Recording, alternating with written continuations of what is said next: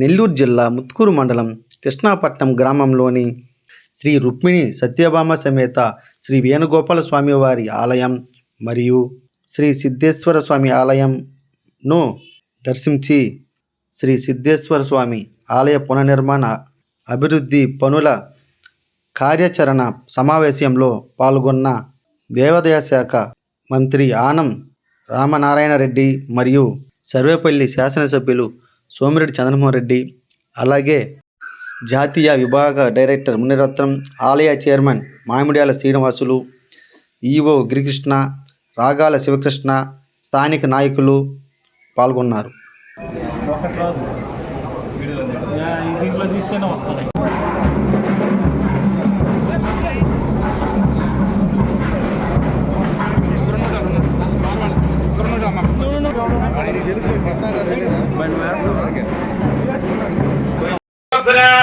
గోవింద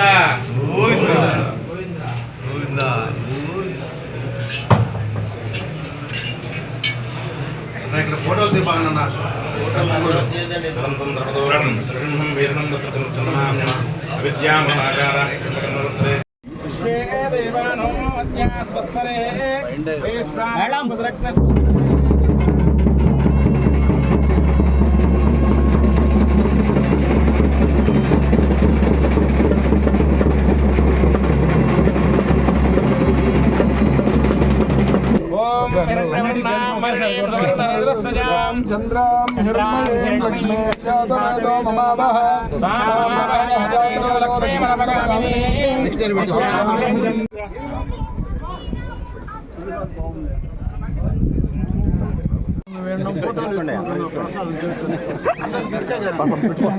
తీసుకోండి.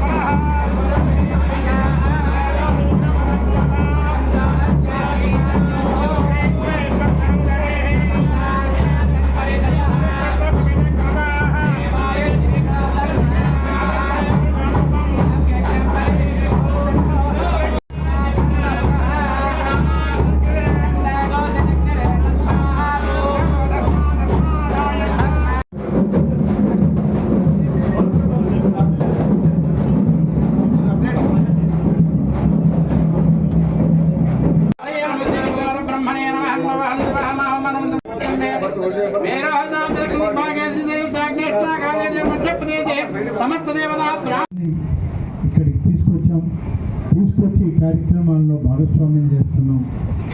మరొక విషయం, ఈ ఆలయాలకి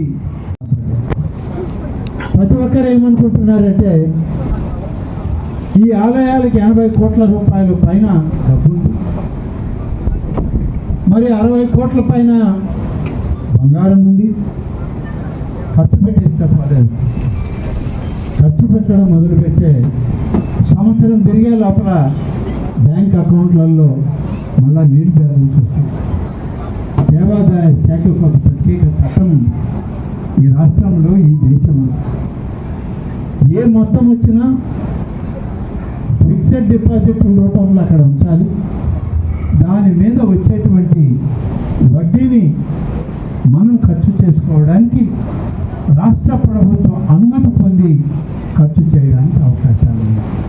అంతే తప్ప 80 కోట్ల నుండి 80 కోట్లకి 80 ఆలయాలు కట్టేద్దామంటే కుదరదు. కాబట్టి ఇలా కొన్ని నిబంధనలు ఉన్నాయి.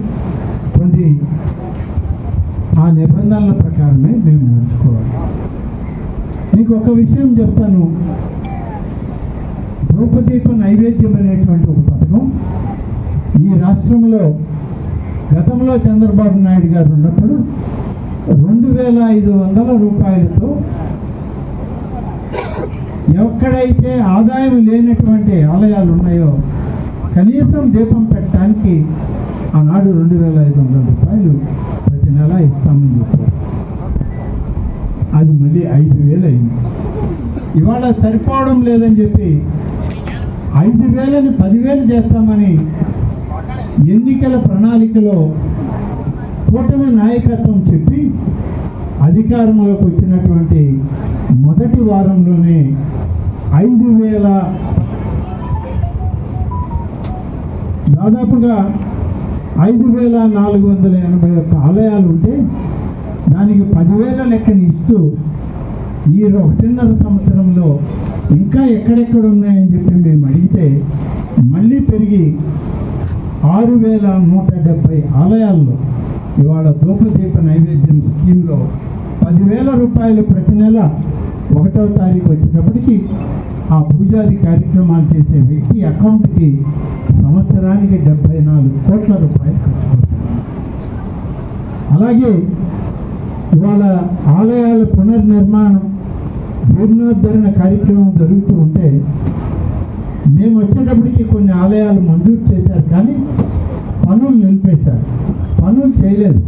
కనీసం 20% పనులు కూడా కానిటువంటివి మళ్ళీ అవసరమా లేదా ప్రజాప్రతినిధుల్ని ఆ ప్రాంత ప్రజల యొక్క మనోభావాలకు అద్దం పెట్టే విధంగా ఆ ఆలోచనలు తీసుకొని వాటిని మంజూరు చేస్తూ కొత్త ఆలయాలకి శ్రీకారం చుడితే ఇప్పుడు 706 ఆలయాల్ని 832 కోట్ల రూపాయలతో పునర్నిర్మాణానికి ఆదేశాలు ఇచ్చి వాటిని ప్రారంభిస్తున్నామని చెప్పి నేను మీకు మనం చేస్తాను. ఇవన్నీ కూడా మందిరాల నిర్మాణం చేయాలని ఒక్కొక్కటి 3 రకాలుగా పెట్టాం. 20 లక్షల రూపాయలు ఒకటి, 30 లక్షల రూపాయలు ఒకటి, 40 లక్షల రూపాయలు ఒక రకం. 5 నుంచి 7 సెంట్ల స్థలం ఇచ్చే 20 లక్షలు, 9 నుంచి 12 సెంట్ల స్థలం ఉంటే 30 లక్షలు, 15 సెంట్లకు పైన ఉంటే అది 40 లక్షలు. ఈ రకంగా ప్రహరీ నిర్మాణంతో ఇవాళ 5,000 భజన మందిరాలు రాబోయే 2 సంవత్సరాల్లో పూర్తి చేయాలని చెప్పి గౌరవ ముఖ్యమంత్రి గారు ఇటీవలే నిర్ణయం తీసుకొని నిధులు ఇచ్చి దీనికి అయ్యే ఖర్చు 750 కోట్ల రూపాయలు.